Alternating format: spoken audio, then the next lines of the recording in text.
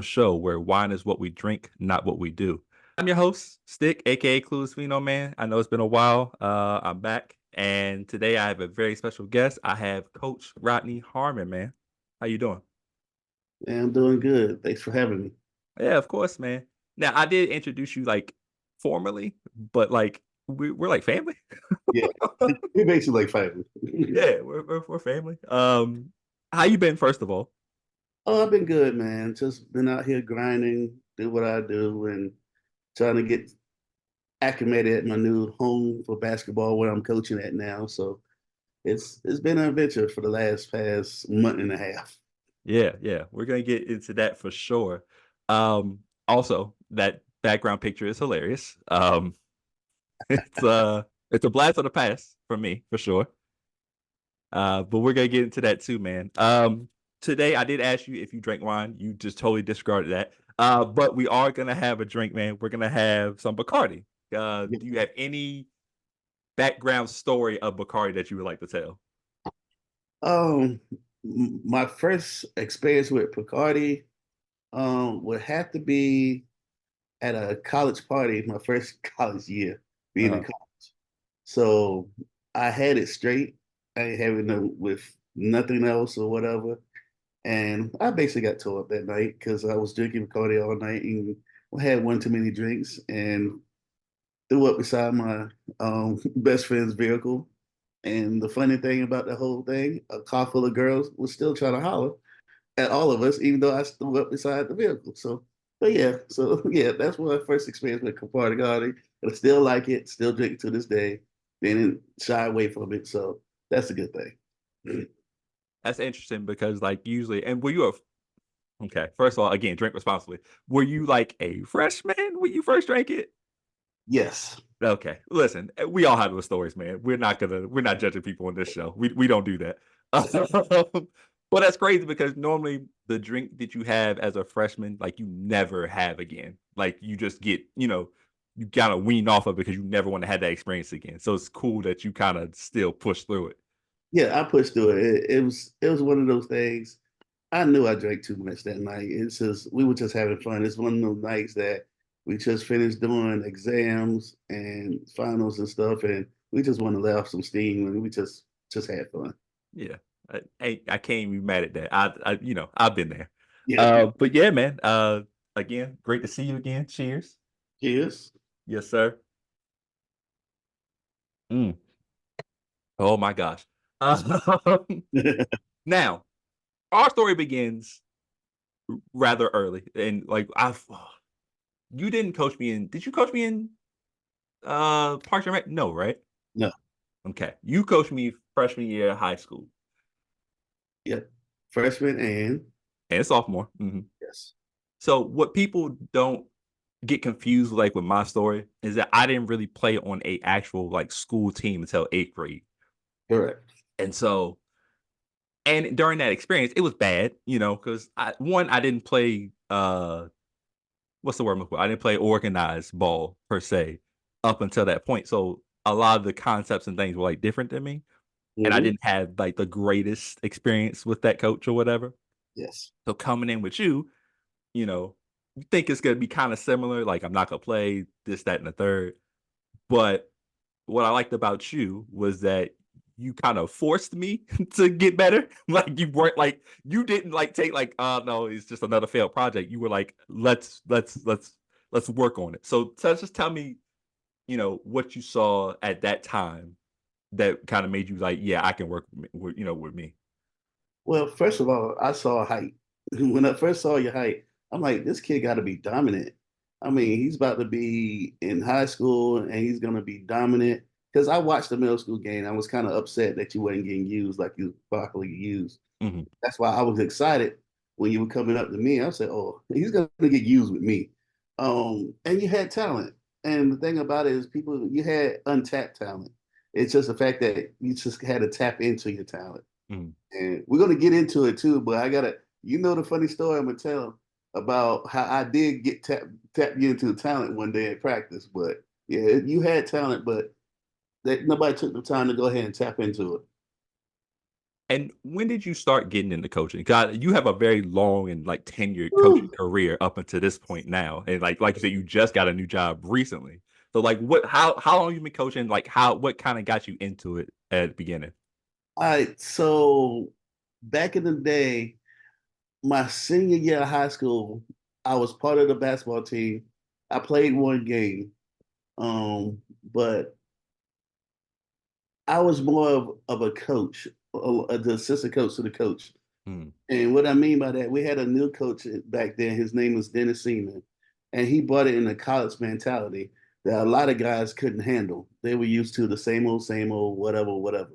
But when he came in, he just brought a new attitude, new outlook, new take on basketball, which I enjoyed because it was a college atmosphere. It's something that I learned a lot from him. And the fact that he had a playbook made it even more. It was like, okay, this is next level type stuff. Hmm. So he allowed me to be right beside him, study, um, learn how to do drills to be able to drills into the concept, into the type of plays we wanted to do, and basically got me to be myself in terms of when you're coaching, you got to develop your own style and how to be able to reach kids and go about everything. And to this day, me and him still friends. We still communicate. We still talk. And he gave me a chance. And not too many people just gave me a chance. One quick funny story is we was playing at, oh God, it was a Christian school in Virginia Beach. Hmm. And they were just making god awful calls. And he just got upset and he just took off his jacket and threw it against the chair. And the referee teed him up. He didn't say nothing to the ref. The ref just teed him up. I watched the whole thing. I'm sitting on the bench. I'm like, okay. And so he teed him up, and then coach had a couple of words with the ref. Then the ref tossed him. The funny part to the story is he comes over to the bench. He said, Rodney, you had to coach the rest of the game because he assistant coaches but me.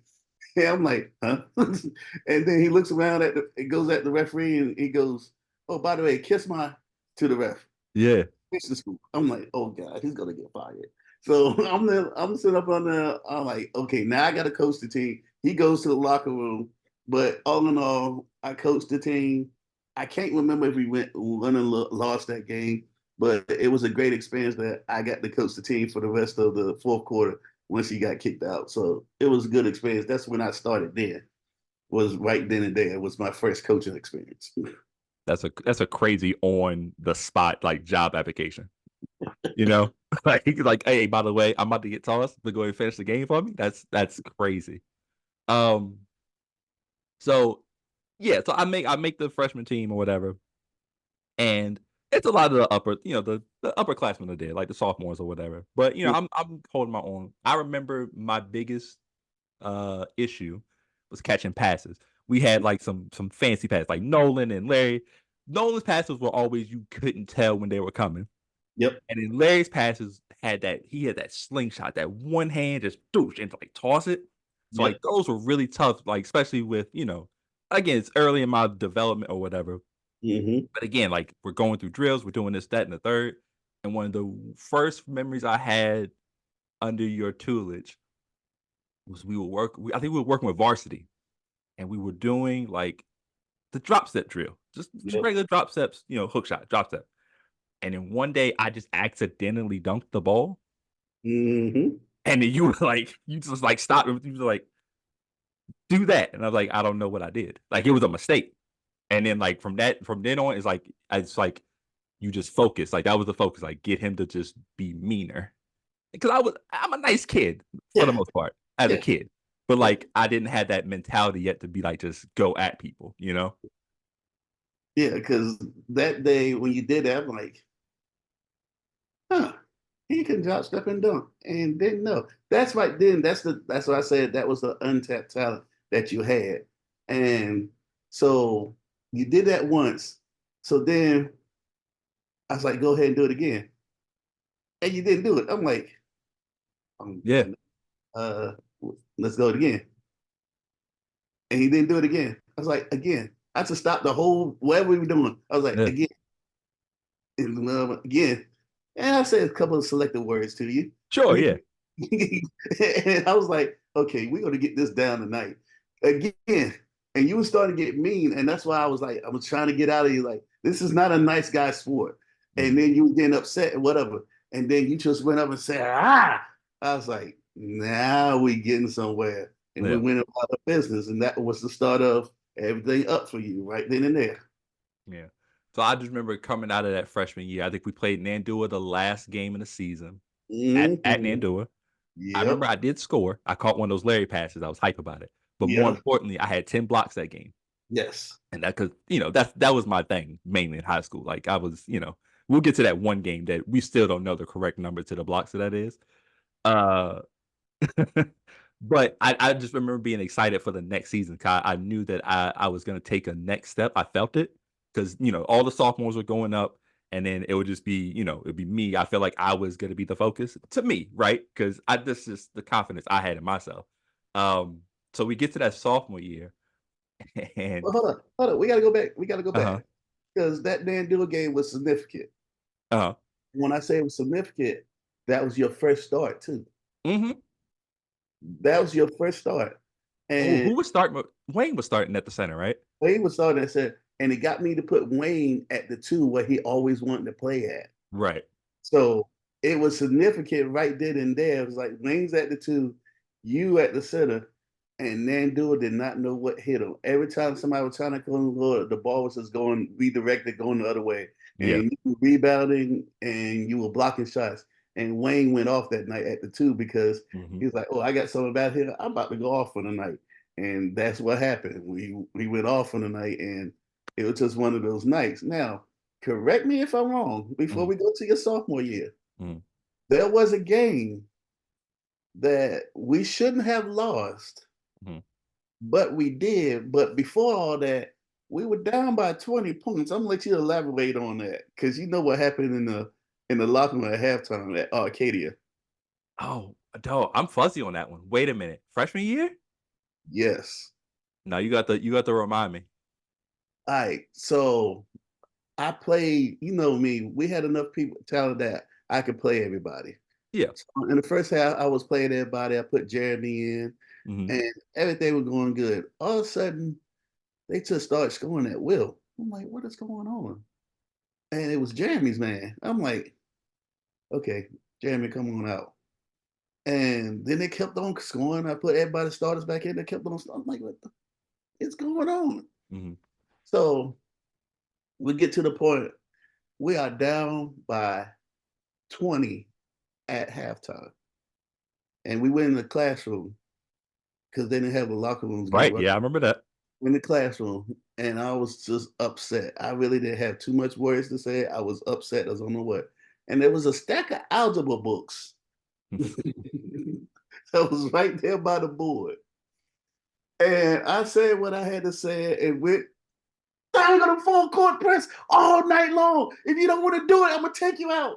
And I just then left out the room and just stormed out the room and went sat on the bench, and left the whole team in the room. And Yeah. y'all probably like, what just happened? But this is what I credit y'all for. Y'all used my fire to in that third quarter to mount a comeback that Mm. was incredible. We came back to 1 point. I believe if we got over that 1 point, we will win that game. Yeah. We will win that game. If we got over that 1 point, if we scored that 1 point to get out of the game, we would got over the game. Even though we lost that game by two, if we scored that 1 point, oh my goodness, because the crowd was hyped. Our Yeah. crowd was getting into it when it was a full gym. Our crowd was just seeing us come back. We full court pressing them, and y'all was getting in it, and I was just loving it. I'm like, this is what I'm talking about. But yeah, that's just one of those games. I'm like, yeah, how did I get down by 20? Yeah, yeah, I felt like a lot of times just looking back now, I feel like especially after I got to college and I started learning more about different things, and I look back in high school, I was like, "Coulda did" like, the people I played with, great for the time, but I was Yes. like, you know what I'm saying? Like, we could've there were better options and better the principles could have been weren't taught to some of them. You know what I'm saying? You know what I mean? Yes. Uh, so sophomore year, the funny story that I think you're gonna allude to is I think someone got in trouble. No, no one got in trouble before. I think somebody just had mentioned that coach was up that you were upset about something, and you were trying to see who was gonna quit. I'm gonna let you tell the story because the story is hilarious. Because like I'm like, I mean, if we got to run, it is what it is. But All right, so I'm gonna call it as it was. At the time, admin kind of forced me to put a player on the team to see if he would be out of trouble, stay out of trouble. hmm So I'm like, are y'all sure about this? I'm like, because if he quits, it's done. He's not coming back, whatever, right, whatever.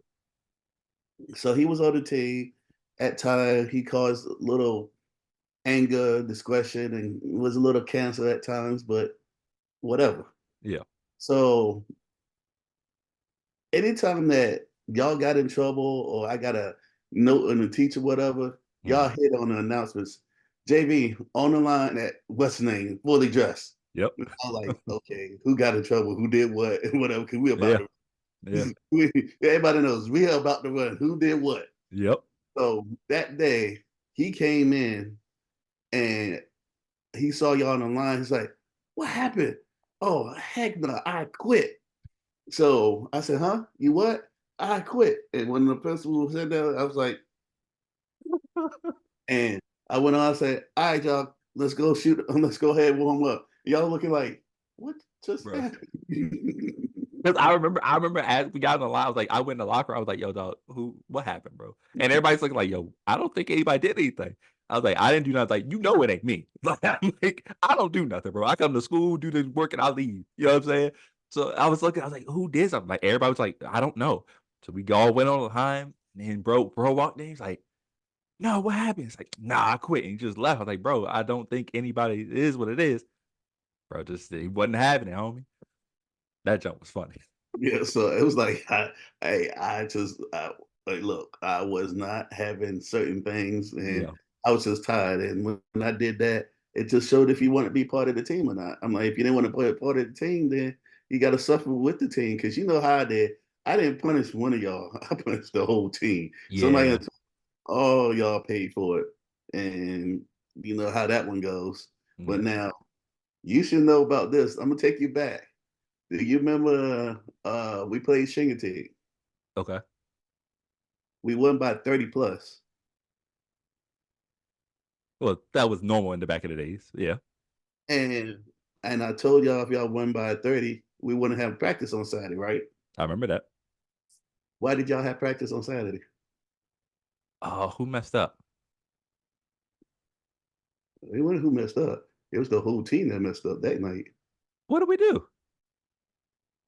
1 from 15 from the free throw line. All right, man. But see, well, first of all, then you lied. Let's get that out the way immediately. You lied. First of all, Why? how cool. Did we win by 30? Yeah, Right. but 1 for 15 from the free throw line? Hey, bro, life is crazy. That's not crazy. What about that? What if that was Dan Dewar or Arcadia or somebody? But it One wasn't. It for was Shinkatig. 15? Exactly. That was even worse. That means we won by 45. I'm like, 1 for 15. I like to lost my mind when I got that stat. I'm like, oh no. Saturday? Yeah. You know we shooting free throws and running the whole time practice. Bro, I forgot we used to have Saturday practices. We used to have Saturday practices, like more like what, like probably like 10 to 12 or something like that. Yep. Yeah. Dang, I forgot about that. I was one of the few coaches that wanted to go on Saturday. I said, this team gotta get better. And the only way we get better, we gotta go on Saturdays. I'm sorry. It's like unless they had an awesome game, I give y'all Saturday off. We going on Saturdays. That was nasty. That's dog, you a liar. That's crazy. That's crazy. Um, so yeah, sophomore year, I always credit sophomore year like probably the biggest,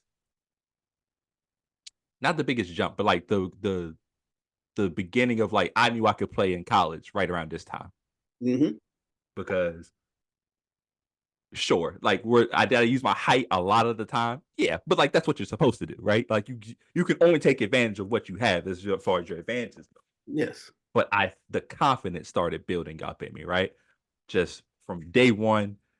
We all know the ball is going to come to me. I'm like, everything's going in. I'm hitting free throws. You know what I'm saying? Like, so everything's starting to click. My favorite memory from sophomore year, Mm-hmm. where were we at?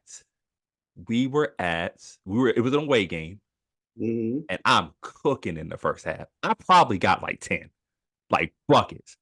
But there's this one play where I allegedly, according to you, was wide open and I laid the ball up.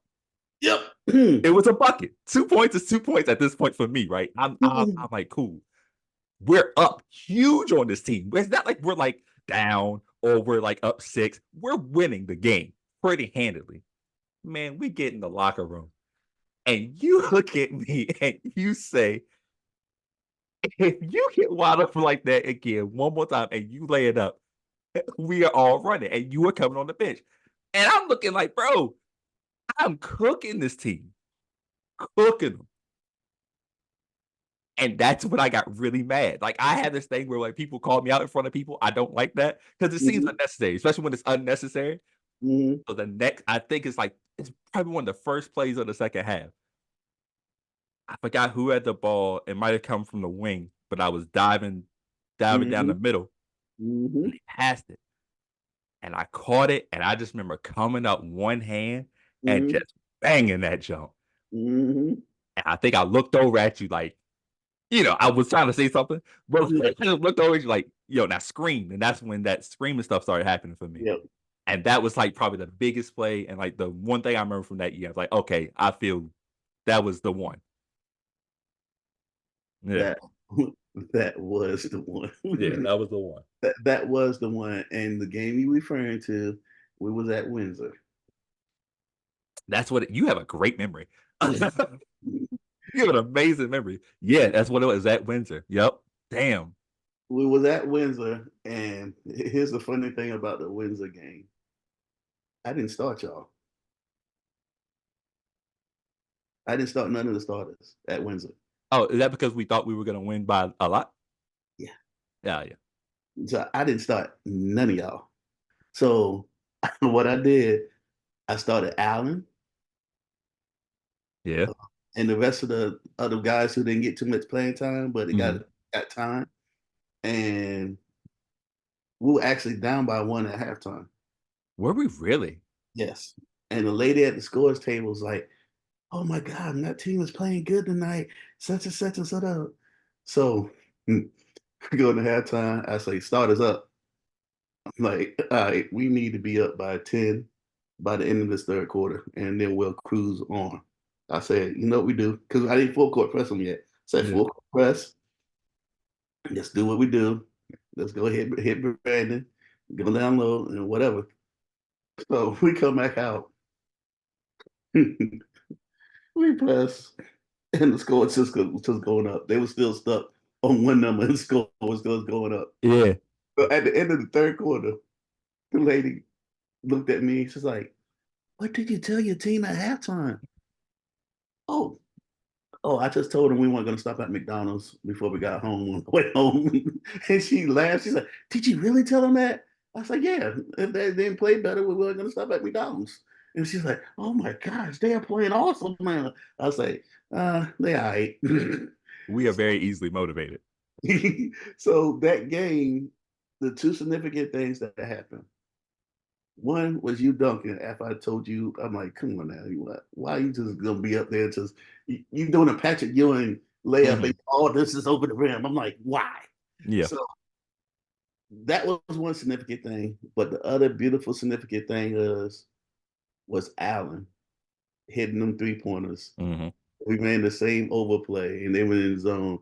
And he got that third one, he got the little chop back coming back. I was like, look at Yeah. him. And all y'all was excited for him. And that's what I loved about those teams back then. Y'all cheered each other on and rooted each other on. It was just a beautiful thing. But those two things were significant about that game because you did that dunk and then Allen was hitting them threes and he was trying back, his chest got big and whatever. I was like, this is a good one. Yeah. But, yeah, like I said, man, it's just that confidence that you kind of instilled in me, and that's like when we talk about just like people in my development as as the basketball went along, that's you're probably like the first name that I bring up always. So I'm like, that's because it couldn't it you could have cut me at any point just like anybody else had done or whatever, or not played me because I was dropping passes and stuff like that, but you just stuck with it. So if I've ever told you, but obviously I appreciate you, obviously. Thank you, thank you. Um, yeah. Could you answer this question before we take a quick break? Okay. How many blocks was that Greenbrier game? What is the real number? Because like there have been multiple different numbers thrown out there for years. The record's mine. I'll say that for a fact. Yes, It's no one has it. It's mine. nobody has that. Nobody has that record. The record is yours. God, I, I can't. I can't remember. It was so. It was so many. Whew, I've never seen a team continually go through the exact same thing and just make my life so much easier. they. I was that was coaching then. I'm looking at it, coach. I'm like, why are you still doing the same thing? Have you seen the ball go to the right, to the left every time it got blocked? I'm like, this is y'all. Okay. It's just one of those. What Yeah. can you say? There's nothing else you can say about it. It's like y'all sitting here seeing this happen. I'm like, I I cannot remember. What was your total? What was the total you were told? I can't remember. That's one thing I don't remember. It's always between 16 and 20. I think you made 20. I think you made 20. That's insane. Well, you credit that to the coach and his coaching. He kept telling the guys keep driving in, and well, I got his concept. He would figure that keep driving in, big man's gonna get in foul trouble, get him out the game, then whatever. Well, my big man is trained to block a certain way that he's not gonna foul you. Right. So if you haven't learned after the first five, then you're not gonna learn after the next 15. Right. Yeah. Uh yeah, I just remember to come out. I was like, he told me that was like, yeah, I think you got 20. I'm like, really? Because I didn't score a lot that game. Nah, It was all blocks that game. that's all blocks. It was all blocks. That was Nolan game. Yeah. Yeah. Nolan had 30 that game. No, he was going crazy. He had 30 that game. The first two games, Nolan scored in like high scores because I couldn't take him out the game because he was my point. He was cramping up and we had to bring the huddle to I him remember that. Yeah. and everything else. I couldn't take Nolan out the game because I didn't have no trustworthy point guard developed ready enough for, okay, Nolan can have a break. Right. Nobody was there. It was Nolan who really can handle the ball. Just like when we played Cape Henry, and Cape Henry was doing that stupid double team Hmm. the whole entire time. I'm like, wait a minute. I get in halftime. I'm like, y'all, you know what? We're gonna do the same thing they doing to us. Let's see if they can handle what they do to us. And come to find out, they couldn't handle what we did to them. So Yeah.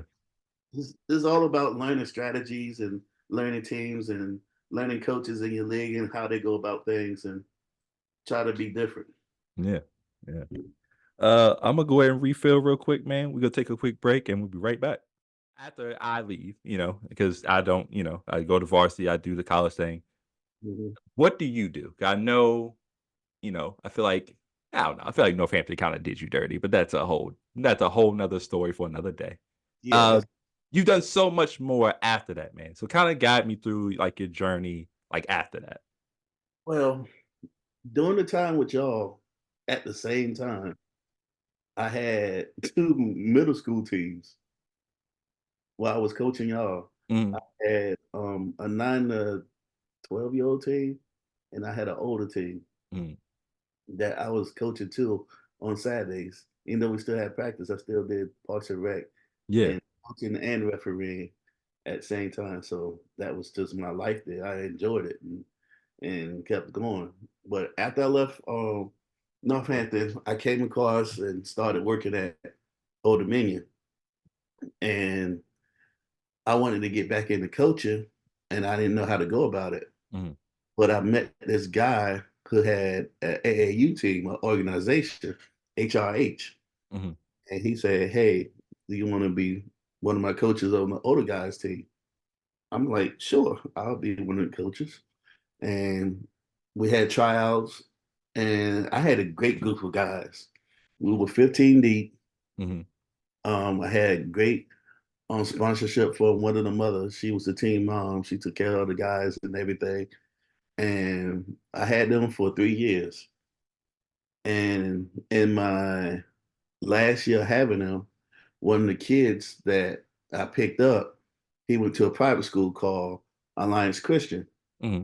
He came to me, he's like, Coach, we're looking for a new head coach of the team. He's like, you'll be perfect. Yeah. I said, I don't know. I was like, you're in Portsmouth and it's a Christian school. I don't know, Brandon. I don't know. But I went on and applied. I did the interview. They offered me the job. I did my history and stuff. Always, anywhere I interview, I do my background history. Hmm. Before I got there, that school had not won over 5 games in close to 10 years. Wow. And they had talent. Yeah. So I come in there my first year, I only had 8 players. 3 come off the bench to get breaks, but I had 2 studs. Yeah. And those 2 studs can go. I was like, if they can handle the bulk of the scoring and I can get somebody else to do a little bit of the scoring, they'll be fine. Yeah. Now, thing about private schools is they're not like public schools. They can play up to 30 games in a season. Yeah. And that was a 30 game schedule. Oh. So I looked at the schedule. I'm like, all right, look where we at. And that first season, I won 12 games. Eh, Admin is happy, Yeah. school is happy, you over five, everybody's happy. I lose my 2 studs, but I get my 2 studs on the all district team. Hmm. They get on first team all district. Yep.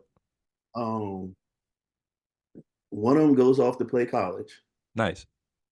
The other one he could have, but he was listening to his dad. I was like telling his dad, I say, I can get him at this D2 college. They want him, Hmm. let him go there. And but that's another story for another day.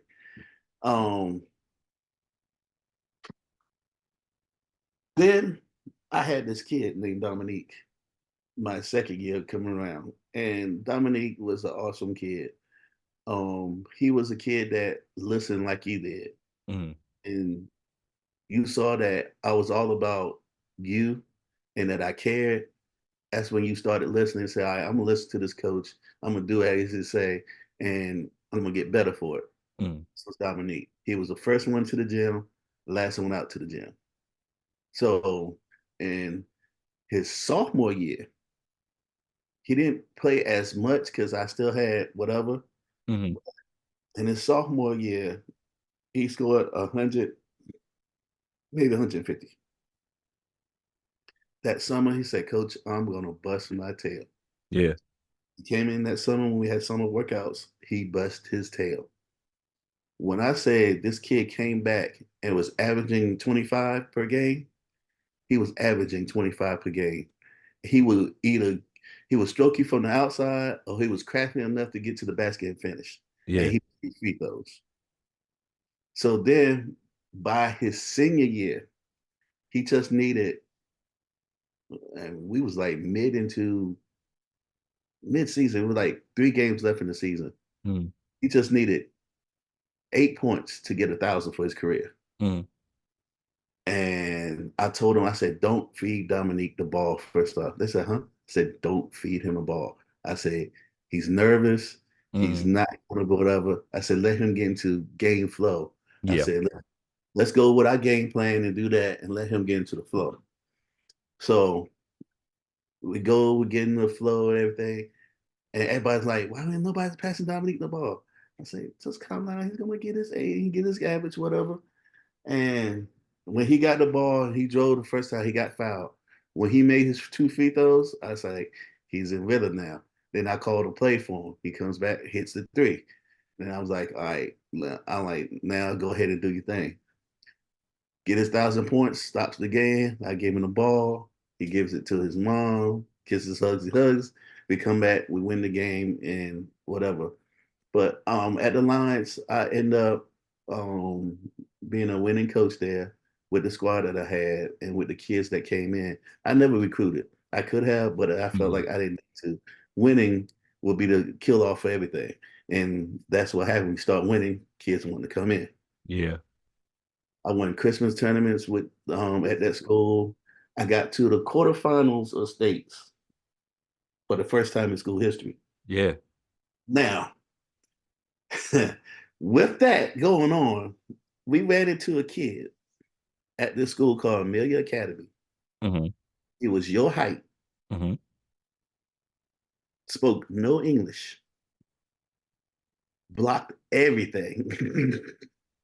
Yeah. we end up we end up losing by 8, but it was a good run. We had to travel a long way and everything. It was like our second game in 2 days trying to get through the regionals and stuff. But it was a great season. Got recognized for stuff, whatever. And then the school was shut down. Oh, So wow. and left there.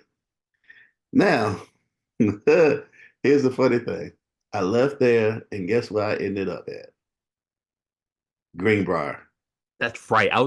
When I brought it up, like, I feel like you coached at Greenbrier. I ended up at Yeah. Greenbrier.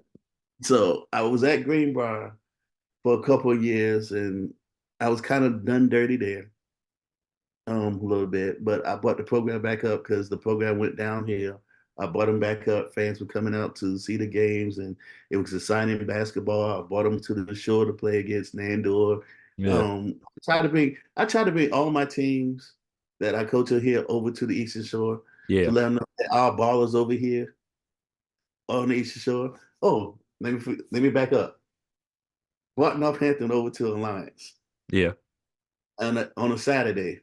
All four teams played. It was JV girls, JV boys, Hmm. varsity girls, and varsity boys. Those are some of the best days. So I brought them over to play us at home, and Northampton won every game except for the varsity game. Hmm. And when I said my team was motivated not to lose, they weren't gonna lose for coach. They like nobody's like, coach, I know this is your hometown team or whatever, but we got something to prove. Yeah. They did their thing. And I mean, I had a kid on the team that came to the school late and I couldn't play him. He had to do some things, whatever. His Hmm. debut was at Bartwater. We came over here to play Bartwater because Bartwater's in our league. Hmm. And Eddie. He's still coaching. Eddie's still coaching to this day. I gotta give him credit. He's still coaching Yeah. Bartwater. But anyway, he comes in and I didn't start the kid. And he comes off the bench. Kid drops 30. Eddie's like, where did you find this kid from? I Hmm. said, in my back pocket. Right. Yeah. But I knew what the kid's talent was and how good he was. Anyway, he's a point guard, but he's a point guard that can go. But you had to get him under control because he would turn the ball over. Hmm. And the other good thing about me as a coach that I credit myself for, I don't yell at y'all. Did I yell at y'all? I always would say something jokingly or slide to y'all, come up to y'all like, you know messed up, right? Oh no, you were very sarcastic. That was Yeah, your thing. You were yeah, very you. I don't. You might raise your voice. You don't really yell. You know what I'm saying? Like it was one of those things where it's like you come over, it's like, now why did you do that? I was like, hey man, listen. Like that was always like a sarcastic question. Like, now why'd you do that? Yeah. So, so the kids will always credit me that I don't yell at them. I always been sarcastic, but always credit y'all when y'all did good, celebrated with y'all when y'all did great things and when things going on. So it was one game we were playing Atlantic Shores, and their point guard, they was beating my JV team by a lot. Hmm. And the point guard shouldn't be in. The second team should have been in, whatever. He gets hurt. I'm the first one over there to him to check on him. His Yeah. coach is taking his sweet time to come over. I'm over there checking on him, make sure he's good or whatever. So at the end of the game, his dad comes over and is like, Coach, I really respect for what you did today, and I Mm. see what's building up here. He said, I actually live in Portsmouth. He said, it would save me if I can bring my son to the school. And he said, from what I just seen, it shows me you're a caring coach. You want a point guard for next year because he's going to be a junior. Yeah. I said, who I want a point guard? I said, the way Bryce can practice and shoot, yes, I do want a point guard. And he brought him over to the school and was successful and everything. But that's just how you have to be with your players. You got to be kind of a player coach and have that type of relationship to talk to them. Because if you're a coach that keeps just yelling, yelling, yelling, guess what happens? If they're gonna close like this, and they're not gonna pay you no mind, not gonna do anything you want them to do, and you're not gonna get anything or the best out of them. I mean, we went through trying times as a team. Richard lost his mom at the end of the season. Yep. Then I called y'all in together as a team and say, hey, look, you got to be there for Richard because he's going to need all of us at this time and whatever. But that's the type of family environment that I try to bring with all the guys together and everything. But before I go on to my next step, you got any questions on anything about, well, I think you brought up a good point, and I think the best coaches all do the same thing, right? And it's not every kid reacts to the same type of coaching, right? So you can't apply what you did to me, maybe necessarily to somebody else, because they might not respond to that. So I think the best coaches, and I think that's kind of where fall in, right? Is that you're able to adapt. Like, all right, this kid, I may need to raise the voice here, but kind of get him to focus on what I'm saying, not how I'm saying it, right? But mhm. if I need to raise it to get him to hear it and then him to be like, oh, okay, he is saying something to me, that's kind of where you kind of fall in line, right? And I think that's kind of why you've been able to have success everywhere you went. You know what I'm saying? Because, like, let's be honest, most of the time, if you don't have a good, record at a place, you're not gonna just fall into another job, right? So No. clearly, everyone sees that, not only are you bringing success, you're getting the best out of certain people, and I think that's, a credit to you, obviously. Well, my thing with me is I try to evolve myself each and every year Mm, as I coach. I look at the different offenses that teams run and stuff that people run and how they run it, and I make it my own because I got to make it so that the personnel that I have mhm, can run it. So you got to learn your personnel what they can do and what they can't do, their mhm, strengths and weaknesses. Once you know that, you know what you can run, what you can't run. And that's why some coaches have a system that they run constantly each and every year. They yep, don't deviate, they don't get away from it each and every year. And sometimes it works for them, sometimes it don't. mhm, They're not making adjustments to their personnel. These kids are built different from how y'all was built back in the day. Because one thing I did with y'all, and to this day, my teams ask, they like, did you do this back with your earlier teams? I was like, you can ask them if I did it. Ask them did they run for free throws. mhm, Ask them how much running they did. mhm, Ask them did they have to be up and down before 10 seconds. mhm, They would tell you. So it was simple things. So it's like ask them did they bounce the ball off the backboard and got run to the other end, catch it and bounce and keep that chain moving. That's yep, like all those drills I'm gonna keep because they good drills to have you to build into basketball character and get you in basketball shape. Now, as far as offenses and getting creative, it's all depending on what y'all can do and what y'all can't do. mhm, So, man, from Greenbrier, I got blessed to go to Phoenix High School as the head JV coach. mhm, Now, different, totally different type environment. Now, yeah, I would tell you, I got humbled at the Christian school, and I'm gonna tell you why. The Christian school made me a better coach mhm, because at the Christian school, I couldn't cuss. right, So Christian school made me a better coach, made me explain things in a different way, and made me express myself in a different way because right, can't coach, can't cuss. So I come back to Phoebus, the same thing, Greenbrier, can't cuss, whatever. Get at Phoebus. I get to the first practice and these guys lollygagging. And I, in my back of my mind, I said something, and they looked at me like, huh?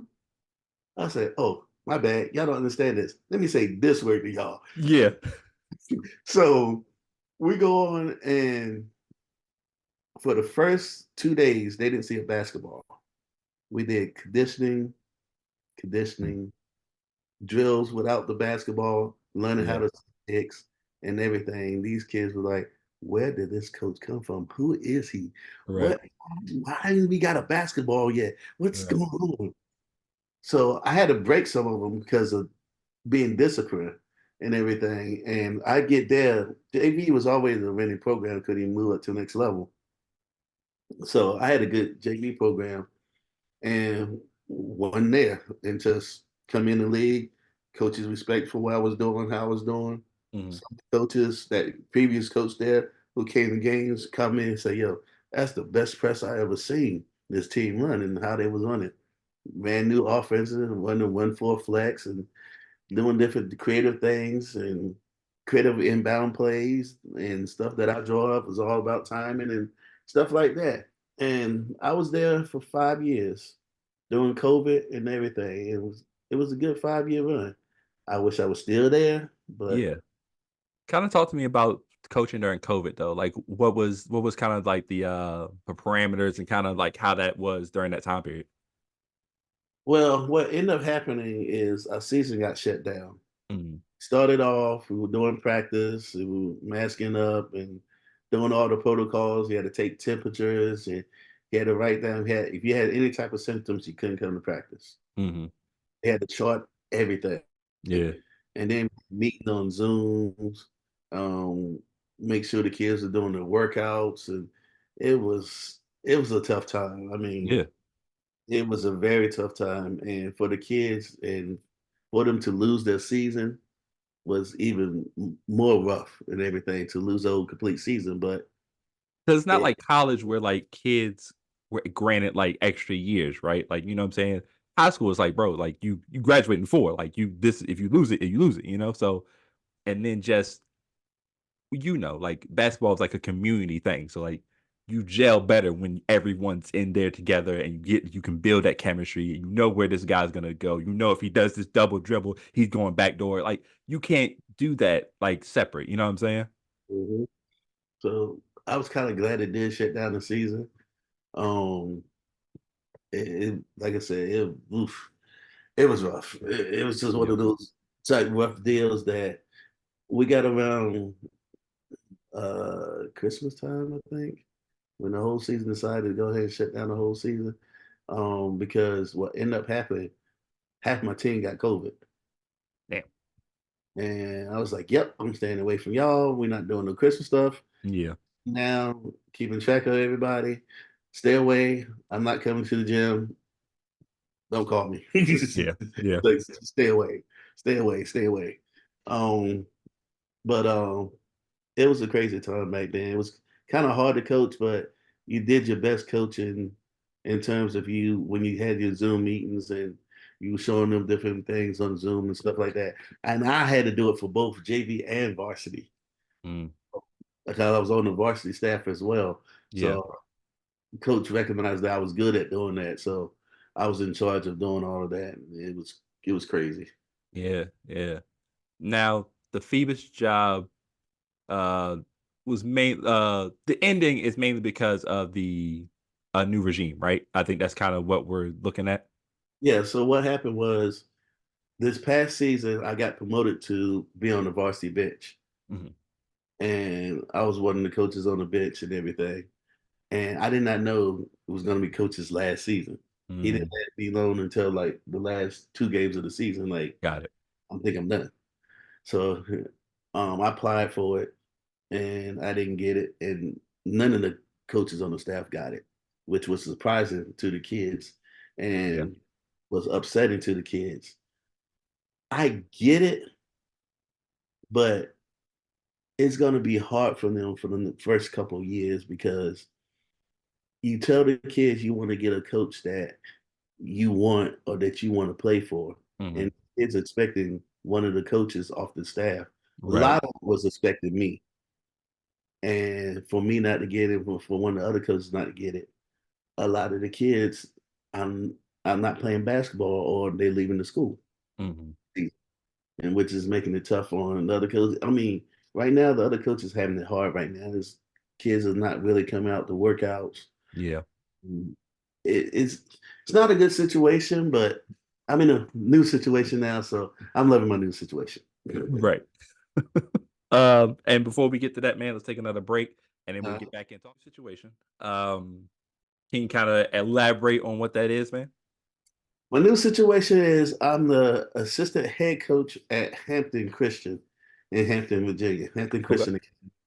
I'm there with my boy Gat. My boy Gat used to be at Phoebus with me, and he left and would end up coaching being varsity girls at Smithfield. Okay. Did a great job at Smithfield with those girls. And then his AD left and went to Jamestown, and then asked him to come over to Jamestown and coach the boys. So he ended up there last 2 seasons, done great jobs with Jamestown. They made the playoffs again for this season for him coaching or whatever. Hmm. So he wanted me to come to Jamestown with him last year. I'm like, yeah, that's too far from Norfolk to Jay. That's Yeah. I'm not gonna be able to make that. So he said, hey man, I might got something in the works at Hampton Christian. I'm like, you get Hampton Christian, I'm there. And he got it, and I'm there. I mean, our coaching styles is basically the same. They got a two-headed monster now between me and him because we got Mm. the same basketball type of IQ. We want the same thing. That's why we wanted to work together for so long because we know we can build and make teams better and get better. And like I said, now they got a two-headed monster because I'm back in the Metro League again. Some of the Yeah. coaches are still there, so he's brushing off me of how to go about certain things. And I've been to all the gyms that we're going to play and the teams we're going to play. I say, so I know what's there. I know what to expect. I know how to prep this team. And we're just going to do big things. And I got a big man project, but this big man is more of a project on terms of stamina Okay. because the one we have, he's your height. His name is Dane. He's your height, but the kid can stroke it from the outside. She can shoot the three with no problem. Yeah. He can dunk. He can sit there and make his free throws. Now, low post moves, we got to work on. Like the Oh, hook shot or up and under, we got to work on all that. That yeah. is not we got to work on that. We get that down, he'll be all around dominant. And then we got this kid named Bryce. This kid can shoot the lights out. I mean, he's a white boy, but God knows he's athletic and can passes. Now he's been one of the ones that made you mad as a freshman because he'll come down and no look pass if you ain't ready for it and you ain't catching it, Yeah. Yeah. Yeah. and he'll be one of the ones that make you mad. But he was averaging 8 assists per game last season, and they should have won states hands down.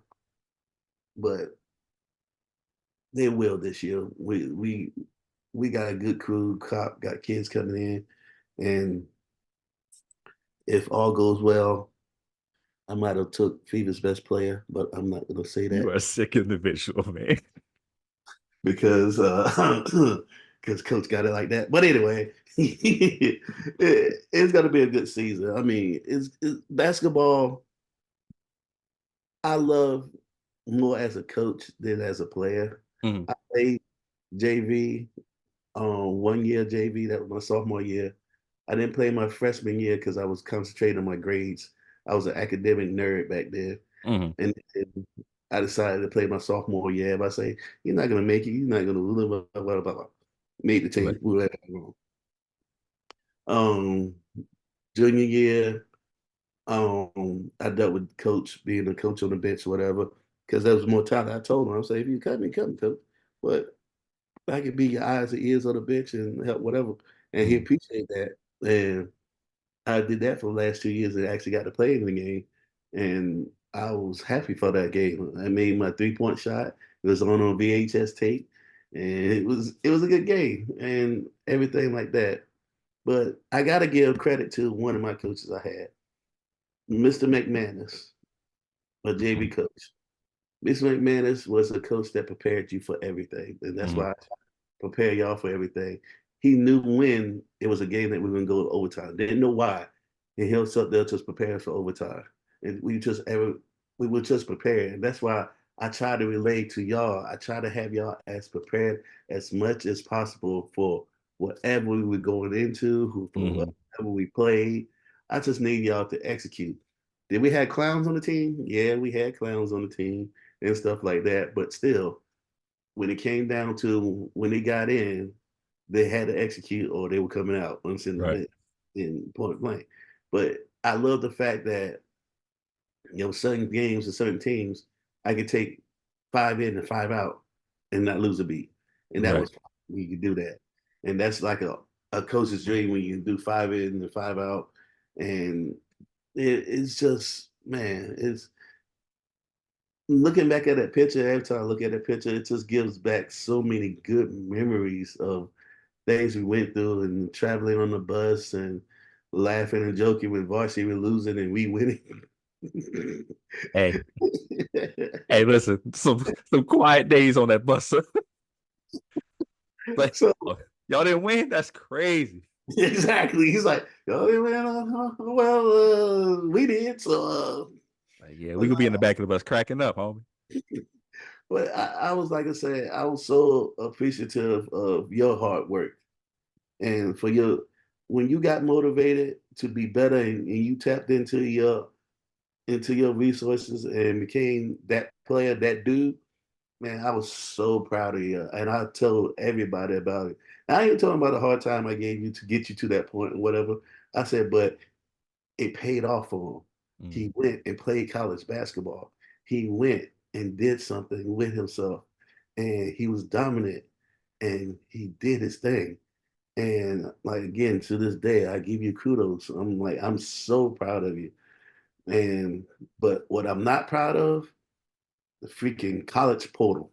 The Okay, I'm listening. transfer portal. I can't stand that thing. The thing about the transfer portal I can't stand, Okay.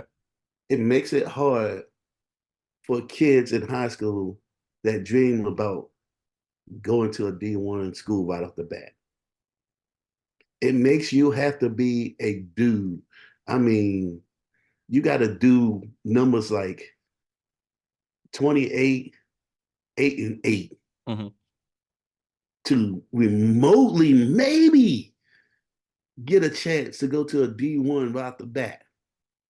But what I do now with my kids, like I tell everybody, y'all go to a D2, Hmm. get trained up, and then you can transfer to a D1. A D1 will pick you up because then they know you're all polished. They don't have to do too much with you, Hmm. and you're good. Because going to a D1 right now is hard. I mean, it's hard for kids because of the portal. Because they on the mentality of we need to win now. So Sure. they want to take a transfer in that's already kind of skilled up and drilled up and knowing things. Yeah. Versus, I got to take this project Mm. and try to work with him to get him to this point now. So they don't want to really do that. So your best option is go to a D2 or find a D2 to go to, spend 1 or 2 years, and then transfer to a D1 and live out the rest of your career. Because that's what's happening right now. I tell all kids, go to a D2. Yeah. Forget a D1 right now. Unless you, like I said, unless you that dude that's doing 28, 8, and 8, Yeah. right? There's no way they're going to pick you up. I see what you're saying, right? Wasn't on the docket at all. I see what you're saying. Because Yeah. what I don't dislike the transfer portal. I think it needs some type of tightening up. I think Yes. there needs to be some type of guidelines around it, right? Because I'm not going to be mad at someone, being like, this isn't a good fit. I think what we're seeing more of is that players come in, they don't get the playing time, and they kind of, I don't want to put words in people's mouth, but they run away from the grind. Yes. I think that's part of it. It's like I thought I was a stud in high school. I thought I was coming right into play, but then you have, like you say, either there's already established players here, right? Or the transfer portal opens up. Now we have the chance to get this guy that was over here in Princeton that probably could play over here. Now we're gonna start him here. So Mhm. now you're behind twice. You're behind the established dude that was already here and the transfer portal coming in here. So I get what you're saying on that part, right?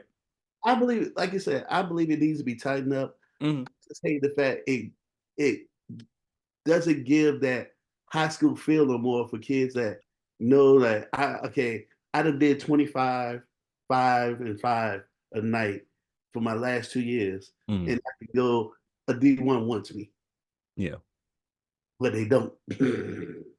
That's what makes me mad now. It hurts that Yep. element of the college game and the college dream of Yeah. like I can go play for this D1. Well, at the bat, I did my time, I did my grind or whatever. But Yep. that's the part that needs to be tightened up to me.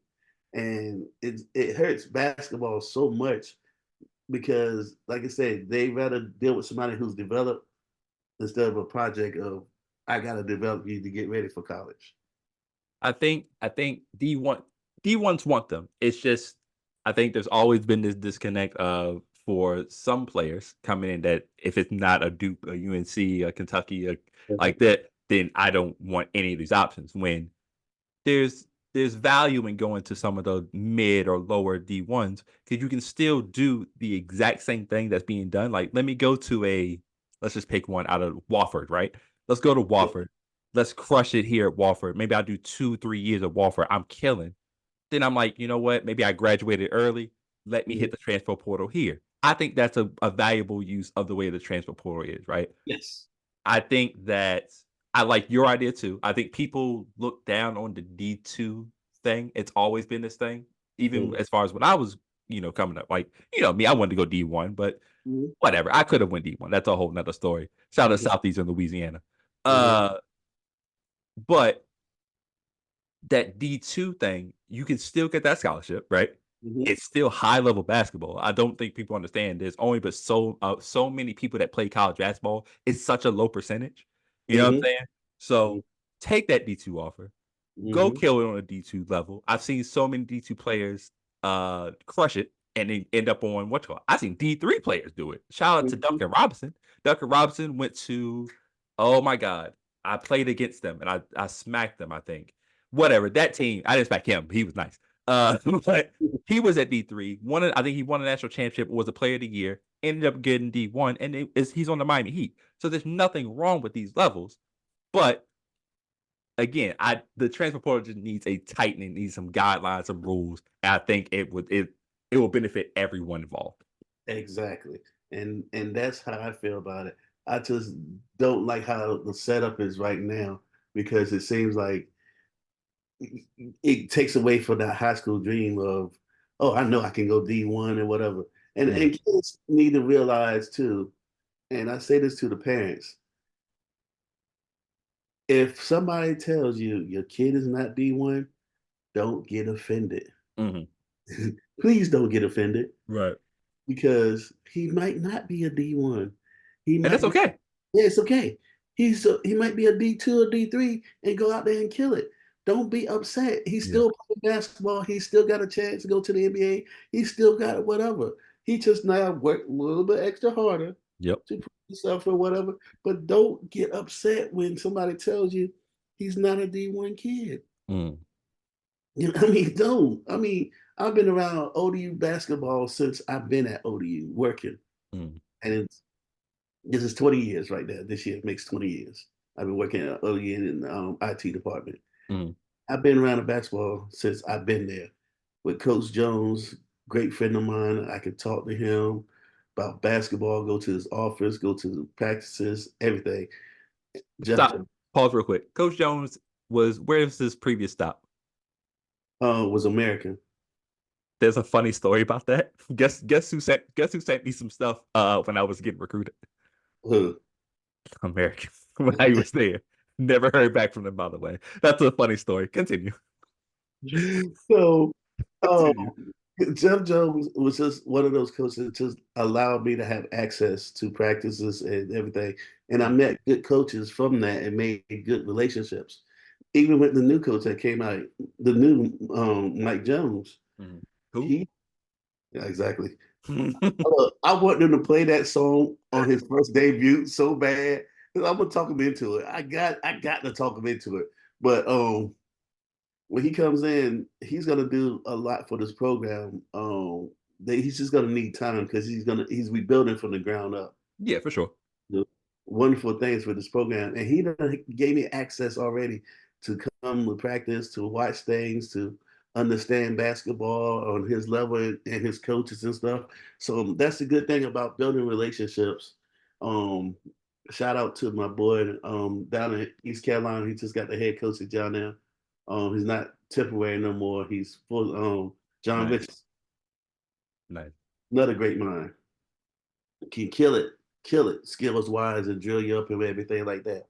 But I mean, basketball on this side of the water especially in the PD, what we call the PD, police district, is hardcore, man. Every Yeah, night in and night out, you going at each other's throat. yeah, I mean, you going. It's good basketball. I mean, when do you see on a Tuesday, gym is full and there's a DJ in the corner on a Tuesday night? yeah. Friday, Saturday, I get it. Tuesday is wild.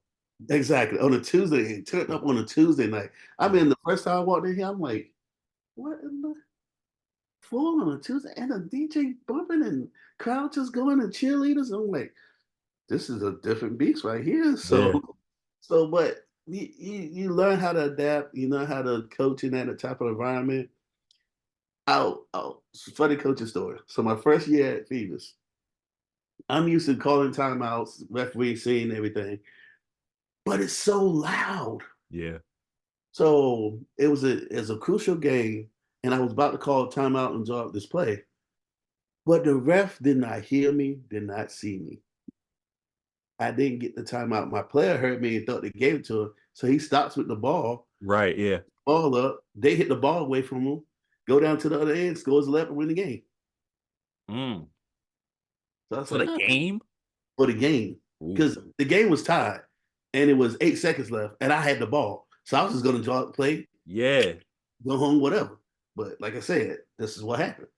So the next game, similar type situation. I ran down to the baseline where the referee at, time, yeah, and made sure they saw me. And I got my timeout and everything. I mean, I did a full sprint. I was like, time.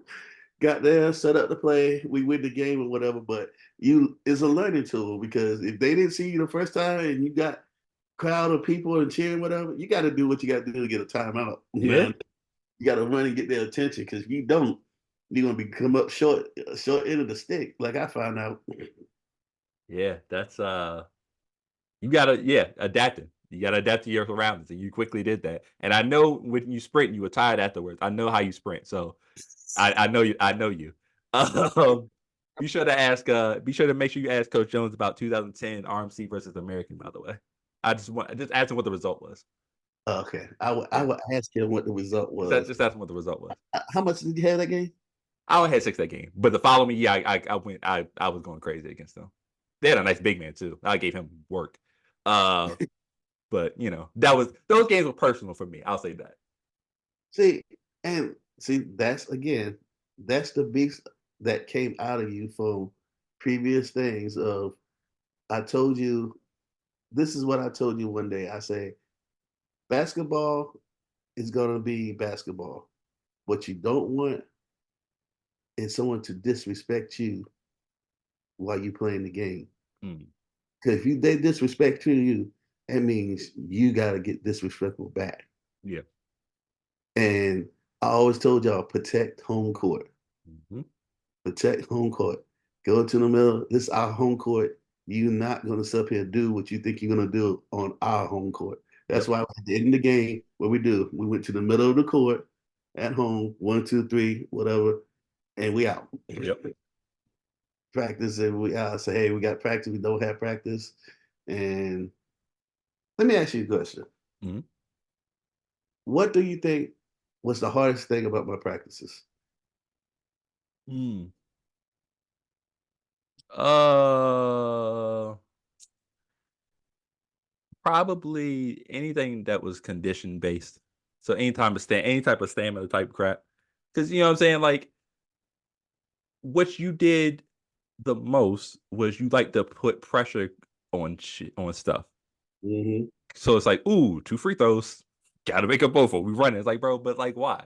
Like it's the first drill of the day. Like, why are we doing this today? And then it's like, oh, now we're doing the drill where we're bouncing off the backboard. We're just going. Like, when is this gonna stop though? I feel like you want us to drop the ball. Like, it was that thing. So it's the basketball and the plays, that's easy. That's once you do it a few times, it's easy.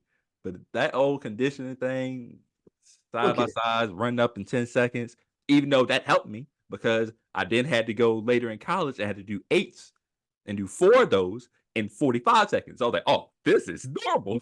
you know, this is regular for me. and that's why I try to run my system.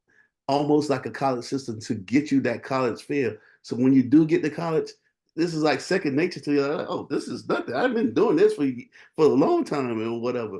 Now, I'm gonna tell you what has changed about me a little bit. Free throws haven't changed. You miss your Okay. free throws, you still on the road. If we in practice in the layup line and you're missing layups, you got 10 push-ups every time you miss a layup. This is in the layup line. Okay. And if you do it with the wrong hand, you got 20. Oh, you gonna catch me with that then? I'm doing all 20. Right hand on the left side. So Wait, what the if I thing, dunk it though? oh, that takes it off. Oh, then I would have been good then. That takes it off. Yeah. So now, and also with my JV on Saturdays when I was at Phoebus, I gave them a real college feel. They had a 3 hour practice on Saturdays Hmm. that started at 6 a.m. Oh, okay. Yeah. Oh no. Mm-mm. Nah, nah. I'm cool. So, I'll do the 8 to 10. I'll do the 10 to 12. 6 a.m. is wild. But so high the, school, wild.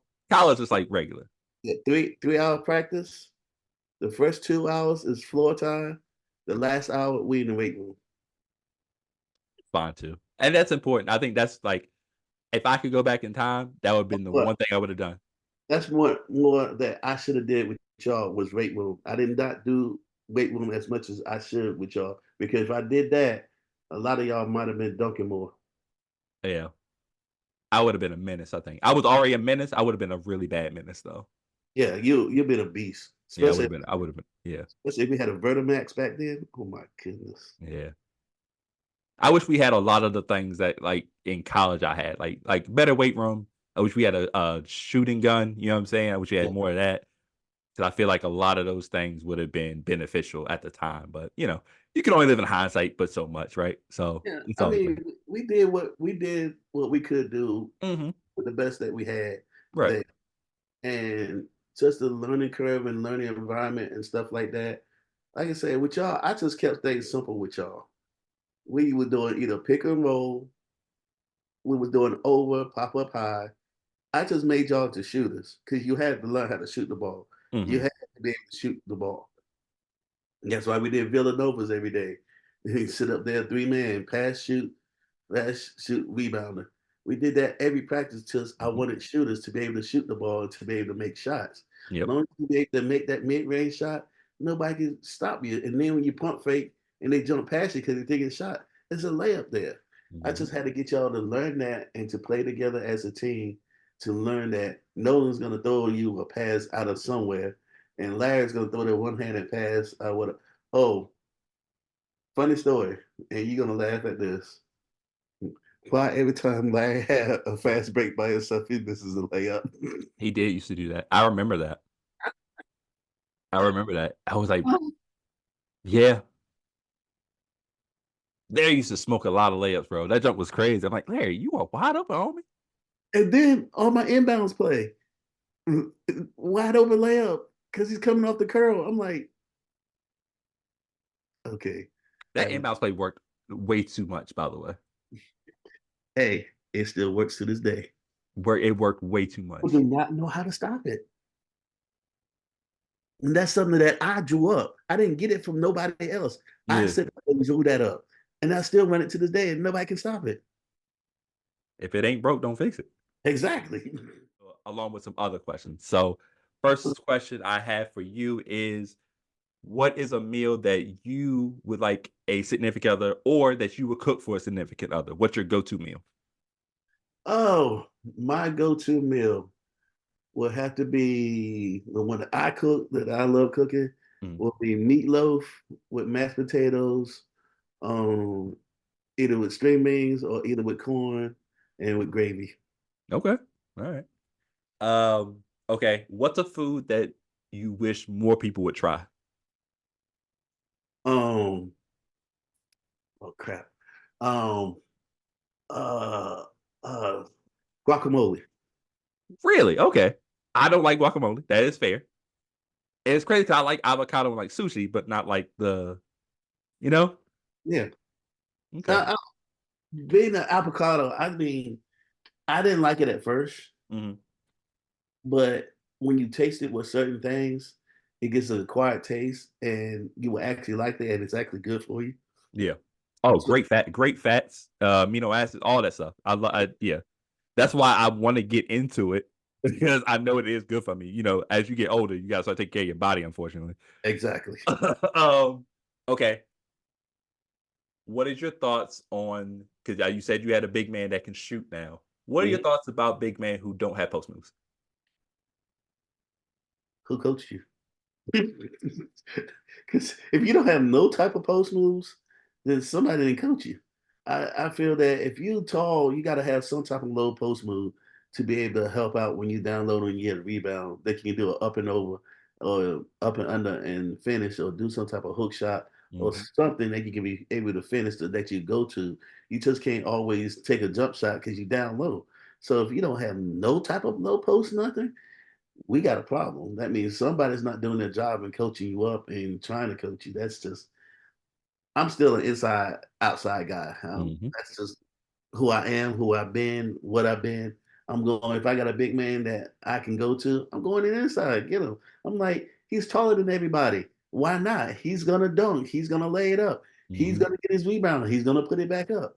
I'm not gonna shy away from that. That's easy points. Right. I'm I love the 3-point shot. Don't get me Mhm, wrong. I love it to death. I love what Steph Curry has done with it. mhm. But not everybody's Steph Curry. And That's a fact. some people need to realize I'd have missed 4 out of the 7 times I'm took this shot. I might want to either pass it or I might want to step in from a little mid range and take a little mid range and be happy. Yeah. But you know, Okay. Give me your all-time favorite players by position. all right, at center, Shaquille O'Neal. Okay. At point guard, Magic Johnson. Fair. At power forward, shoot, you oh no, at power forward, I gotta give it to this guy because he's freaking awesome. Tim Duncan. Yeah. Obviously. Yeah. Um, small forward. I'm moving this person out of position Okay. because that's the only way I can fit this person into the lineup. Um, small forward will be Kobe, Mhm. and then shooting guard would be Mike. Okay. Yeah. Kobe played small forward for a little bit when he had like he had a shooting guard. I forgot who was the shooting guard that they we had to kind of start him and they just put Kobe at the three, which is fine. We'll take that. Yeah. Um, okay. Notice I could change this lineup. I mean, Yeah. if I wanted to change the lineup, I Yeah. could change the lineup going with LeBron James as Hmm. the forward, Good. Kobe, Kobe at the two, Seth at the one, still Shaq at center, and actually Charles Barkley. Okay. Little smaller lineup, but it'll be fine. Yeah, Yeah. Shooting everywhere. Yeah. That's good. And then Shaq down low. yeah, They gonna have to double. yeah. Yeah. They So gonna have to somebody's double. gonna be open. He's gonna kick it out to the old person. Somebody's gonna be open. So Yeah. Um. Who has been your most successful player as far as going as far as the college or whatever, deep in maybe pros, stuff like that? um basically my most successful player as of right now Mhm. has been you. Huh, that ain't good. It has been That you. that ain't good. No, it's not. It's not. I mean, how's that not good? I mean, you went and you graduated from college and everything, and did your thing in college. I have other guys who went to college, did their thing, but in terms of having a successful career, Mhm. it's been you. Now, my other guys, they did all right, but they didn't continue on with basketball. They went into being a lawyer. My guy Dominique that I told you I scored 1,000 points. He runs his own funeral home now. Shout out to him. All he had to do was finish high school, go to college to get his business and whatever degree, because his grandfather left the funeral home to him. Yeah. Oh, yeah. So he runs his own funeral home. So I Hey, got people die every day, B. Exactly. So I got kids doing big things that have hit me up, say, "Hey, coach, I'm doing this," or "Coach, I'm doing this. I'm on the second kid. I'm married," or whatever. All y'all guys have done hit me up saying y'all doing big things, and I'm proud of you. The ones who went on the college level, fine. The ones who didn't go on the college level and did stuff with their life or whatever, fine too. But to be honest, my most successful person has been you. Well, I'm hoping that that changes one day because I feel like you're gonna have some studs, and that is listen. I like being the top dog. I like the compliment, but hopefully one day it'll change. Oh, trust me, if we go to states with this team at the academy, yeah, it would change very soon. I'm your biggest supporter for that, sir. Closing out, I want to talk about something you posted on May 2nd. I'm going to paraphrase part of it. I don't want to do the whole thing. But you basically said, let me see. Let's say, if you use this play a sport, you have even being a ref or mentorship, be sure to give back. They teach, basically you're saying I check on a lot of my players, giving back as far as sports and the importance of that. Can you kind of elaborate on that and how the importance of getting into sports, whether playing sports or giving back to sports, is huge on like child impact and like just society. um, when I said that because there's a lot of coaching positions, a lot of refereeing positions that are open. Mhm. Um, my last 2 years at Phoebus doing the JV coaching, I lost games because we didn't have enough referees. Mm, So they had to cancel our game. And that's because we didn't have enough. So if you give your time and your talents to kids and show them whatever, you can be a mentor being a ref. mhm, I mean, I had some refs to this day that as a player or as a coach, I respect them so much, but I was able to joke with them. I only got a technical once in my career, and I never got thrown out of the game either. But I just know how to talk to the refs because I ref. mhm, So I'm always laughing and joking with you or saying something funny to you to ease you what the other coach is yelling at you and doing crazy things or whatever, going crazy and everything like that. But I just want people to realize it's okay to give back. Some of these kids yearn for that mentorship. Some of these kids want to be the best player they can be, but they don't have nobody to be able to push them or mhm, guide them or to have them show them that they care. Is they're gonna fall by the wayside and they're gonna fall out of love with the sport or just not love the sport or just play the sport because they're just playing it. They don't have a love for it. And you have to have a love for football to go to the next level. You have to have a love for basketball to go to the next level. I had a kid, and you just remind me of this. I was at Greenbrier Christian mhm. scoring machine. We came down here to Nandor, and I was joking with one of the players that I knew had played for Nandor. I said, "You see that kid right there with a fuzzy afro or whatever? Yeah, He gonna drop 30 on y'all tonight." He's like, "He ain't gonna drop. He's small, coach. He ain't gonna drop 30 on. He ain't gonna do nothing." yeah, I'm telling you, he's gonna drop 30 on you tonight. And they looking at me like, "Coach, he gonna drop 30 on." What they didn't know was he's my leading scorer, but he was pissed off. So usually when he's pissed off, that's when he had his big scoring nights. yeah, So he was pissed off, and I knew it. And I'm like, all right. He came in the game, first three possessions, nothing but net 3 pointers. yeah, So I'm looking down to the bench at the kid, and the kid looked at me. He was like, shook his head. He ended up with 35. yeah, yeah. So I knew that's when you know your players and when they're gonna have a good night, or you know their player if you take the time to get to know your players and their personalities, because then it shows that you care. And that's why I say any successful coach cares about his players and cares about they don't care about the win losses, bumper win loss. If I can get you to college, if I can get you to play basketball, if I can get you to be successful on the basketball court, that's what counts to be. Yeah. Well, man, I would say that you've had a very successful career, man, and I can't wait to see what you do, especially with this upcoming season and then whatever's in the future. Um, Before we head out, I would like you to just, if you have any parting words for the people, you want to send out your socials and stuff like that. I do want to do a quick shout out. I forgot that you are a grandfather. That is nuts.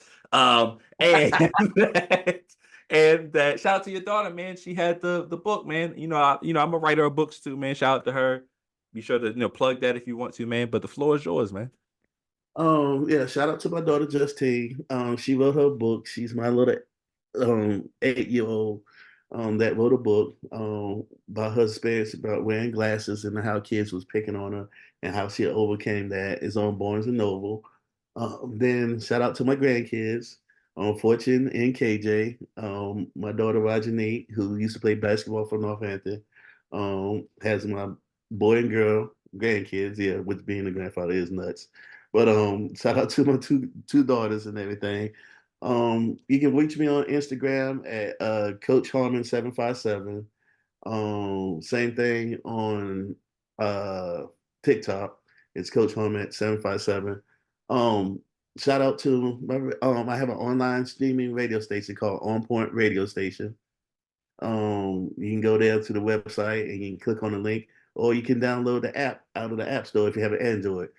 iPhone don't have an app yet. It's coming, but if you have Right. Android, I got an app for you. You just go to the store. It's called On Point Radio Station.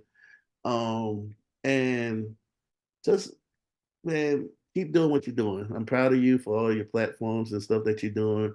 You as a person, you and just you and your general, you and your family. I love your family. They embraced me when I was coaching and everything. And just keep doing what you're doing, bro. You know how I feel about you. And the time we came to an alumni game, I had to pick on you, and you felt so disrespected. I said, well, just go down to the basketball court. Just do what you do on the basketball court and everything. And it's just good to have people like you doing stuff like this because this generation is a microwave generation. Mhm. And they need to take the time to slow down and be patient about things and let things manifest that's going to happen in their life. Things are manifesting in your life, things going to happen big for you. I speak that on your life and I speak that to you because you got a good life. You're going to do big things. And again, I'm always proud of you. Appreciate you, brother. Appreciate you.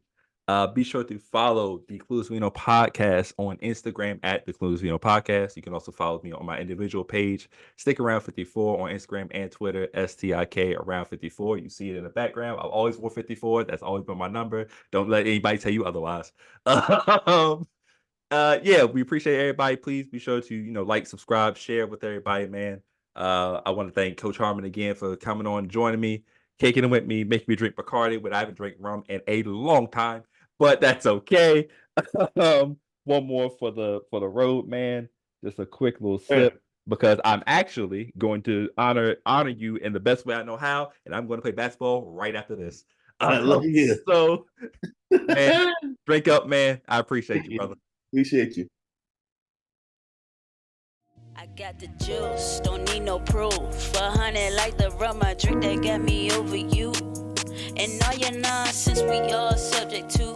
I find my lane and mind my business like I'm supposed to do. Let's have a toast for all the obstacles that got us here. I put my glass up in the air to stimulate a cheers. Not because we made it, but because we making it. I savor the moment, the bouquet forever, ever then. Yeah. In my realm, I watch the times go by.